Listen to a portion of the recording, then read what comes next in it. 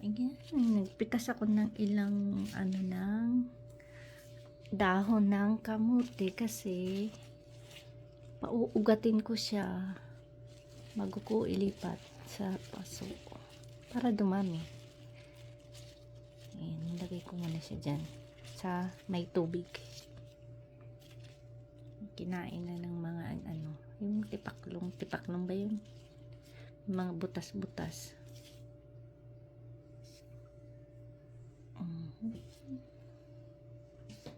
Yan, maganda, parang flower base.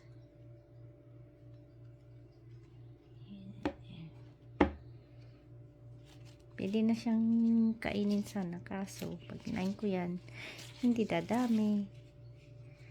Ililipat ko kasi siya sa ibang pwede ko kaya siyang ilagay sa taas, terrace namin sa taas, kasi dumadami to saan ko kaya to pa aakyatin na ng space.